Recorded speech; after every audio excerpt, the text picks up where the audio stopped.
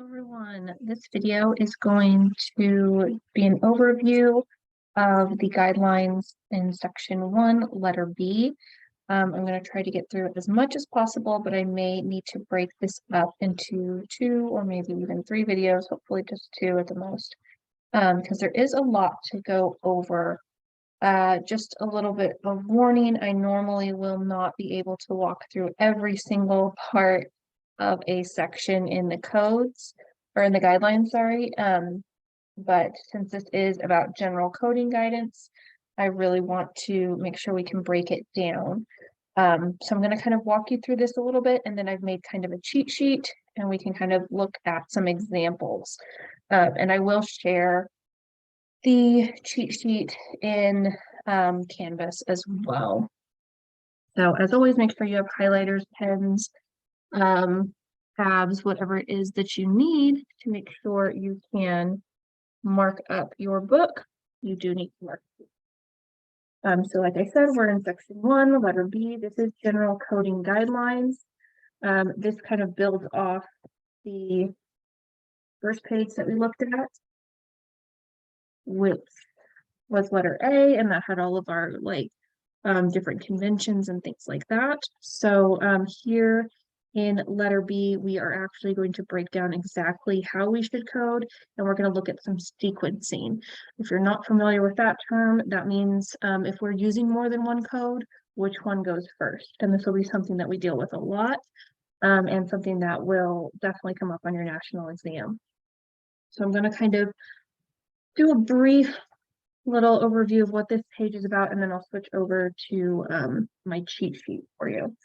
All right, so this first one is going to be section 1, letter B, number 1, and this is telling us how to locate a code in the ICD-10-CM, which is this manual that we're in, and basically it's telling you to start with the alpha and go to the tabular. If you want to make a note of that here, you can.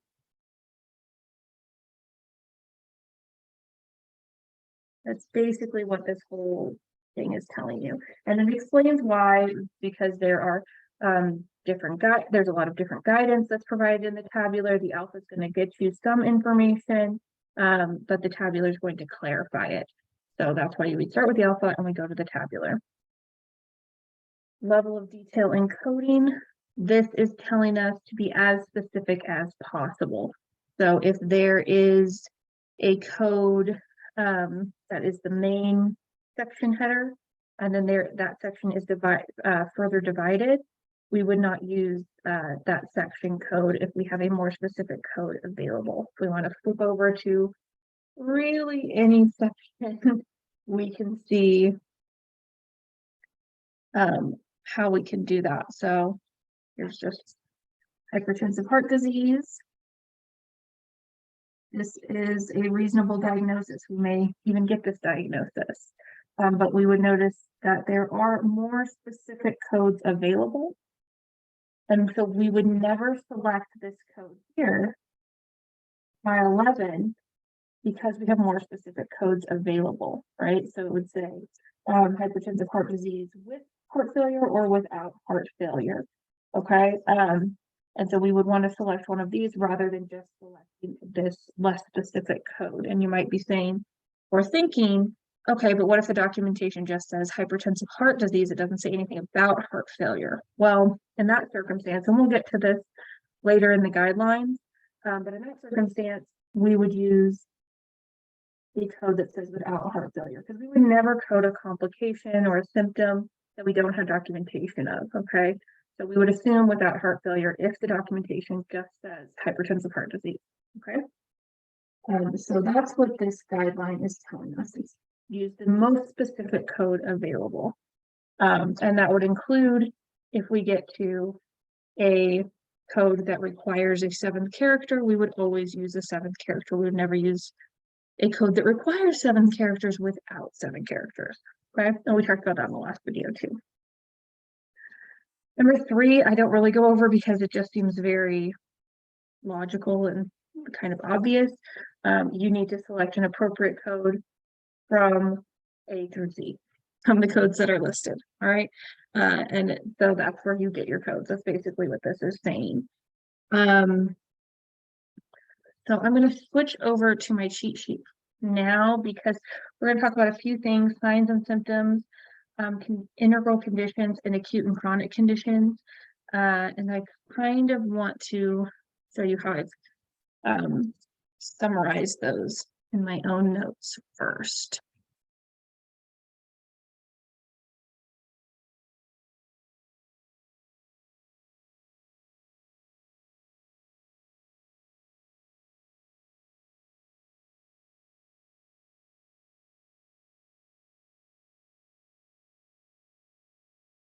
Okay, sorry, it took me just a minute to find it. I had too many screens open. Okay, so I've got this little cheat sheet here and I will share it with you, and it summarizes what each of the guidelines is saying in my own words, and then you can summarize it in your own words if you'd like.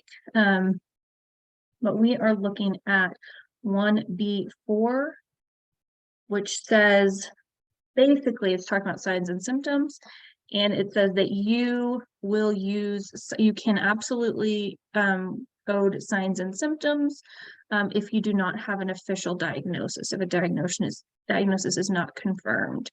It also says that most signs and symptoms are going to be in chapter 18 of the manual. So that means if it starts with an R, the code starts with an R, that's usually a sign or a symptom. What do we mean by signs and symptoms? We're going to mean the thing that's bringing you into the doctor and you don't really know what you have. So you have headache, a sore throat, you have stomach pain, you have difficulty sleeping, something like that. Those are all symptoms, right? And then the doctor uses tests and his knowledge or her knowledge to figure out what the actual diagnosis is, what's the condition that's causing all of those symptoms. So if they're not able to figure it out, or they have a suspicion, but they haven't been able to test that, or it might require more blood work or something like that, then you would code just those signs and symptoms. And I'll give you an example here in a minute, but I just want to kind of clarify what that means. 1B5 is talking about conditions that are integral to the disease process. So what that is saying is if there are signs and symptoms that are very much a part of that disease and you have a confirmed diagnosis, you would not code the signs and symptoms, okay? Unless there's like very specific guidance in the tabular that says code X, Y, and Z symptom if it's present. That doesn't usually happen too much. So it's saying you go into the doctor, you have all of these symptoms, and the doctor says, oh yeah, that's very typical of diagnosis X. We would code diagnosis X, not all the symptoms that brought you in. And I'll give you an example here in a minute as well. And then for 1B6, it is telling us if we have signs and symptoms that are not associated with the diagnosis, you may code them in addition to the confirmed diagnosis. So let me pull up my camera again, because I've kind of written it out, and hopefully this will make sense when you see it written down, how all these three different things work together. Okay. So we've already talked about 1B2, which is be as specific as possible. But we are looking at 1B4, and that is talking about signs and symptoms. So if you go into the doctor and you say you have a headache, you have a cough, you have fever, you have congestion, and the doctor says, I don't know, it might be COVID, but they haven't tested you. Maybe they need to send you somewhere else to get tested. Maybe there's some other thing they're going to do. Unless they are specifically saying, yes, this is COVID, or we are presuming it's COVID, which is a whole different way of coding, but we'll get to that in a later chapter. But just for this example, you go in, you have headache, cough, fever, congestion, doctor suspects it might be COVID, or maybe he suspects it's the flu. We want to change that. Doesn't matter what he suspects, right? He's not confirmed it. He doesn't know. He's not done testing or whatever. Instead of us coming in here and coding the flu or coding COVID or whatever else he suspects, we would put in codes for headache, cough, fever, and congestion. All right, and that's what 1B4 is saying. We don't have a confirmed diagnosis, we will code the symptoms, okay? All right. Now for the second example, for 1B5, it's when we do have a confirmed diagnosis, okay? So we've confirmed COVID, we've confirmed the flu, we've confirmed pneumonia, okay? Whatever it is that we've confirmed. So the doctor says, oh, they come in headache, cough, fever, congestion, it's the flu. We've confirmed it, we did a test, we did whatever else. They have written down in the documentation, this is a confirmed case of pneumonia or the flu, or just stated this patient has the flu, because that's really all we need. In that case, we would just code whatever condition they've decided it is. So they've said, hey, this is pneumonia, we code pneumonia. They've said it's COVID, we code COVID. We code flu. We would not then code headache, cough, fever, and congestion. Okay. Those are all the symptoms, but they're integral to these diseases, right? They're very much commonplace with these diseases. It's not unheard of for a patient to have all of these symptoms. In fact, that's helped us determine that they have the flu, right? So that's what we're talking about with 1B5. So these are conditions that are integral to the disease process. And that does require you to know what's integral to the disease process. You might have to do some research on these circumstances. If it's a condition you've never heard of, you might need to figure out, is this something that's integral to the process? So I know I don't code the symptoms, okay? But for the most part, you're likely going to know. Now, an example where that might not happen, say you went into the doctor, you've got fever, congestion, and you're having really bad leg cramps. Leg cramps is not integral to COVID, flu, or pneumonia, or any of those other conditions we're looking at, right? It might be very closely related. Maybe you are dehydrated, and that's causing, because you're so congested and because you have a fever, because you're not drinking enough water, and so it's related, but it's not something that's normally attributed to the disease that you've been diagnosed with. And so in that circumstance, we would code what you were diagnosed with. So that would be the COVID or the flu or pneumonia. I'm just giving more examples because I don't want you to think it has to be specific. That whatever is confirmed, so say it's the flu, we'll code the flu, and then we know fever and congestion are part of the flu. We're not going to code those. We would then code just the leg cramps and the flu, because leg cramps are not a part of the normal disease process. It doesn't mean they're not related. Doesn't mean it's even, just a symptom that your body develops as a response to the flu. It just means that this is not a normal part of the disease process, so we're going to code it separately. So in this circumstance, we code what was confirmed, and then the symptom that does not fall into the normal disease process. Again, that requires you to know. You might have to do some research with that, but that's what 1B6 is talking about, okay? All right, I'm going to flip back to my cheat sheet.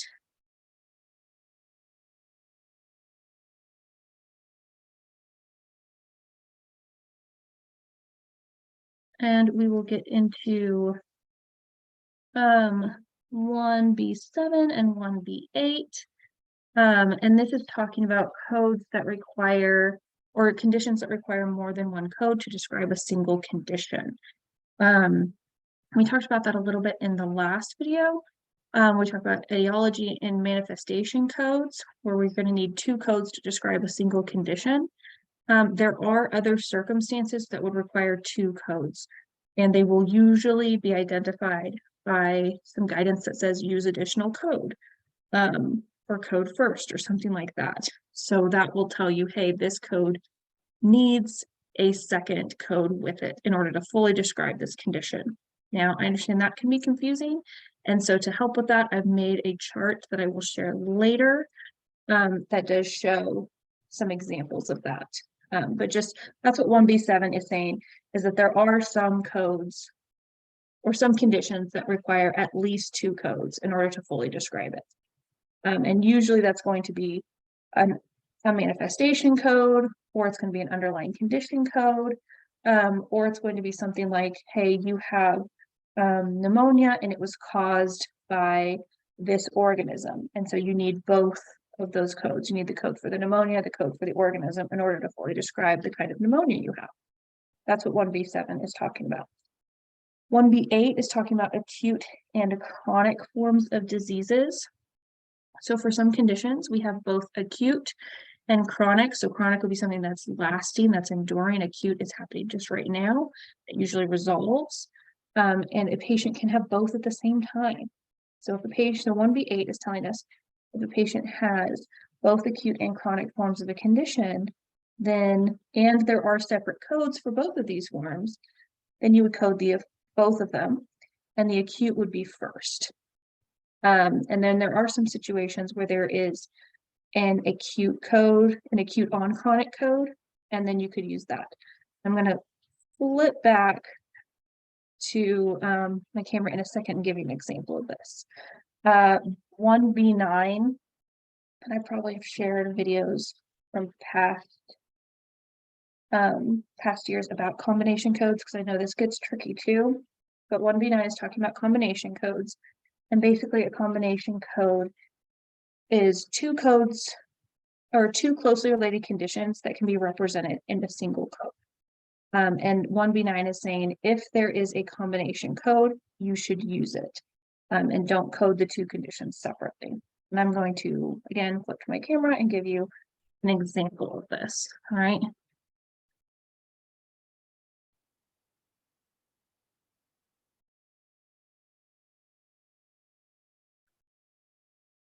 Okay, so let's see here, and you can pause the video and see if you can find this. But remember, 1B8, we're talking about if a patient has an acute form and a chronic form of a condition. And in this case, we're looking at pancreatitis. So see if you can figure out acute and chronic pancreatitis. Remember, we don't know the kind, so it's going to be like unspecified, I think. But see if you want to pause now, look up acute and chronic pancreatitis and see if you can sequence them correctly. If you don't get the right codes, it's totally fine, but see if you can at least sequence them properly. I'm going to show you where they are, and I'm going to break the rules a little bit. I'm not going to go through the alpha, though you certainly can. And what you will do, maybe I'll just do it here, a little bit of time.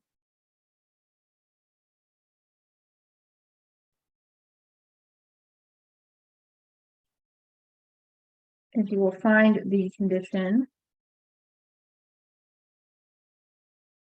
here in the alpha, and it's going to direct you to the correct code or to the correct section at least. In this case, we found pancreatitis. And then we are looking for acute. And then down here we have chronic. Both of these are sending us to K85 and K86. So then we will go and check out K85 and K86.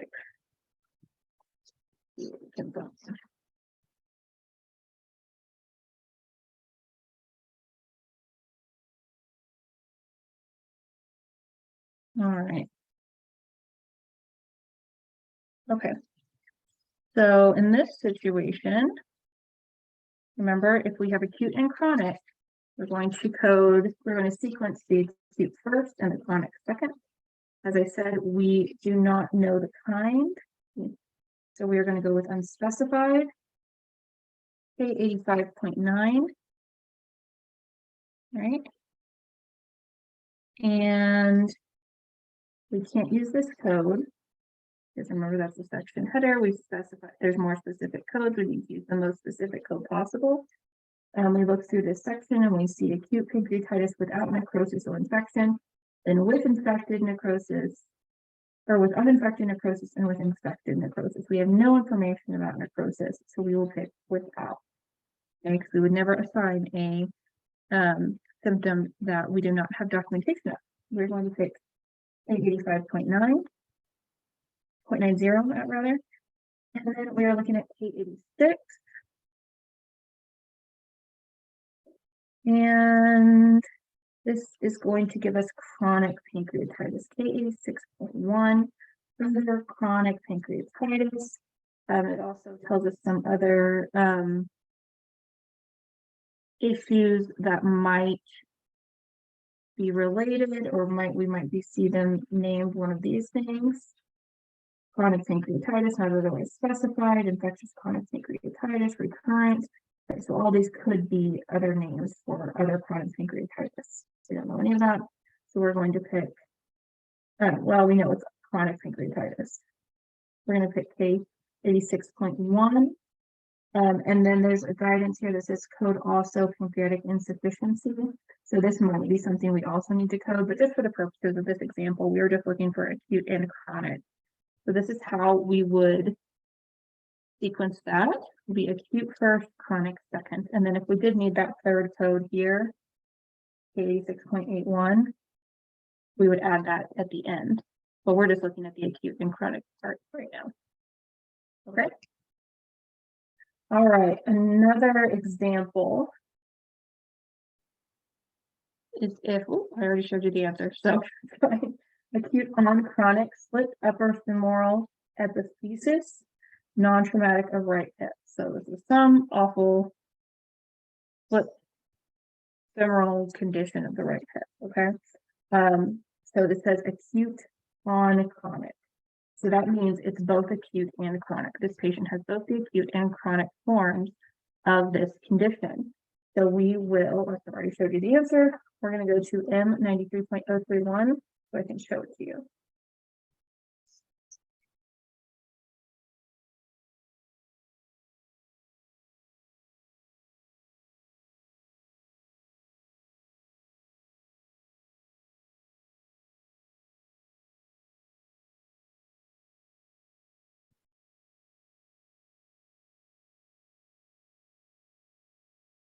Okay, and it's on 1098. Right here at the bottom, we have acute on chronic upper femoral epiphysis. And we knew it was the right hip. So this one specifies the right hip, which is called laterality, and we'll get into that in a little bit. So M93.031, this is one code that specifies that the patient has both acute and chronic forms of the condition. Okay, so in that circumstance, you would just need this one code. All right, because it says both of them. But otherwise, you would do like we did with the pancreatitis. So if they have both the acute and the chronic, we would code the acute first and then the chronic.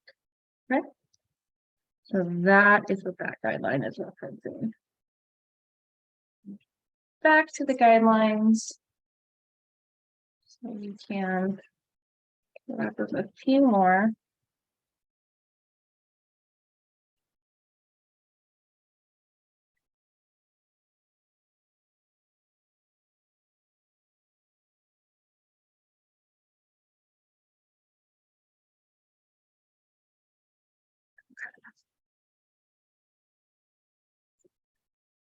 And the last one on this page is the combination codes.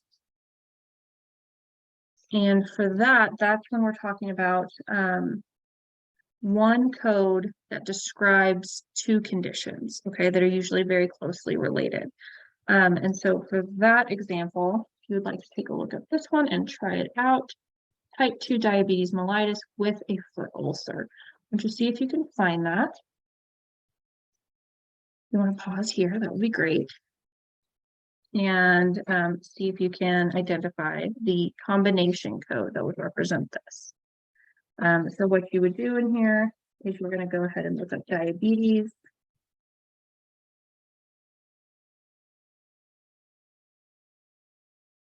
That's on 204 is where it starts.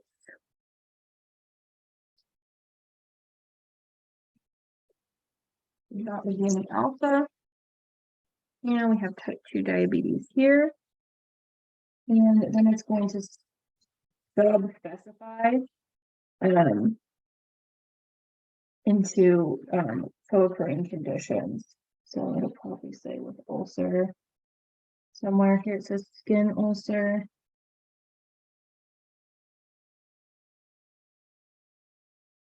I'm just trying to see if there's anything more specific. Okay, yes. So here is with foot ulcer. Okay, so here's with foot ulcer. And if you just got here, type 2 diabetes, that's totally fine. It'll just take you longer to figure out which subsection is going to best serve your needs. Foot ulcer is I.B.1-I.B.11, so we will go look that up.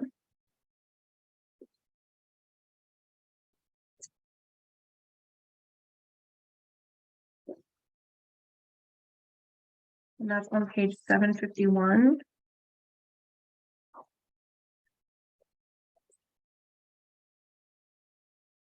I.B.11.621 is type 2 diabetes mellitus with foot ulcer.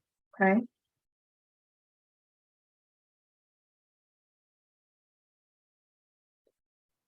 And this is a combination code, right? Because it's two separate conditions that are represented by one single code. All right.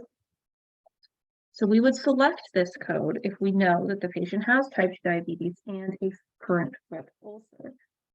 This also gives us some guidance to identify the site of the ulcer, and then that might even ask you to identify the depth of the ulcer. There might be further guidance once we fill all of this out. But for the purposes of what we are looking at, I.B.11.621 fully describes type 2 diabetes with a foot ulcer. Okay. Now, what we would not do, based on this guidance from 1B9, is we would not code type 2 diabetes and a foot ulcer with one code here and one code here. Even though both of these codes exist, you can find a code for a foot ulcer and you can find just a code for type 2 diabetes. You will not be doing that if you have a combination code, right? This code fully describes the condition. We want to use as few codes as possible, particularly if they are accurate. So we would just use the one code that fully describes the condition, and that's what 1B9 is all about. Okay. All right. So I'm going to switch back to my cheat sheet and see if I can get through a couple more.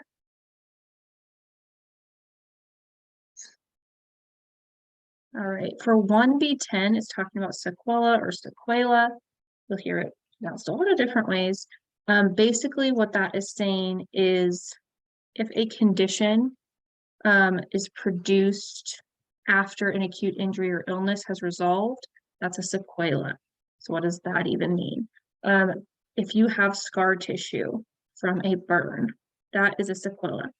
So the burn has resolved, you are no longer burned, we're no longer treating the burn.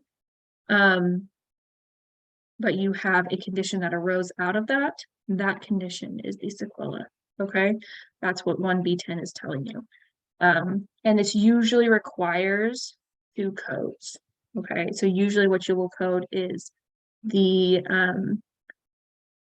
condition that's arisen, the new one, the thing that's bothering you right now, and then after that, you're going to code what caused it. So an example would be tuberculosis-induced infertility. You would usually code the infertility, and then after that, you would code that it was caused by tuberculosis. You may no longer even have tuberculosis. You do have that current issue that was caused by a previous illness. That's what sequela is. All right, and I will post a video just about sequelas, so you can have a very in-depth examination of how those work together. Okay, let's try to get through a couple more of these. 1B11 is talking about impending or threatened conditions, and what it's guiding us to do is if the documentation is stating something is impending or threatened, you will look to see if there is a code that describes a impending or threatened condition. And if not, you would instead code what is making that situation threatened. Okay. Now there are some codes that would be impending or threatened. So say, particularly for pregnancy, if you have a hemorrhage or something like that, but the patient has not had a miscarriage yet, they would code it as a threatened miscarriage or an impending miscarriage if they're very confident that's pretty much going to be happening. And so there are codes that would state that, but for a lot of conditions, that's not available. So like this example that I have here, the documentation states impending myocardial infarction. I don't really know that a doctor would state that, but for the sake of this example, he or she did. So it states impending myocardial infarction, but there's not a code for an impending myocardial infarction. Instead, we would code what else is documented that made the doctor believe that this myocardial infarction was impending. So maybe they have a blood clot, maybe they have high blood pressure, there's something really serious going on, and the doctor basically believes this is absolutely going to be happening. And there's not a code that says, hey, this is a threatened myocardial infarction or an impending myocardial infarction. Instead, we would then be coding that blood clot or the high blood pressure or whatever else is happening. Okay, so that's what 1B11 is talking about. All right, so for the rest of these, I'm going to do a separate video. So I feel like this is getting a little long and I don't want to overwhelm you, but I will be sharing this whole page with you so you can have a very streamlined explanation of each section of letter B. And then I will also be sharing, well, let's see if I can find it in here. Where do I have it pulled up? Right. So I'll be sharing this chart that I'm making, and I'm kind of making it as I go through the guidelines that give examples of sequencing. So that's when we're talking about which code do we put first, which one goes second, and it's going to have some guidance. So what do we see in the manual? What do we see in the tabular? An explanation of that, and then an example. So that way you know how to sequence things, because that's probably one of the biggest complaints I get from students is they don't know how to sequence specific codes. They don't know when to put one code first or one code second. Like we talked about with the acute and chronic form of a disease, there's examples here on how to do it, okay? And I've actually used the same example that I just used with you guys, but it was very simple and very straightforward, so that's why I did it. So it gives a very clear explanation of how you would code in that situation, all right? And the same goes for Sequela, which I just talked about. So with that, here's a great example. You have a deviated septum because you had a nasal fracture. So you would be coding the deviated septum first, and the nasal fracture second. And we will get into what this S means at another time. But that's how you would code it. What's currently going on and what caused it. All right. And I will add to this as I go, and then share it with you all as well. So that gets us through most of letter B. If you have questions or concerns, please let me know and we will work through those together, and I will make another video for the rest of letter B. Thank you all. Bye-bye.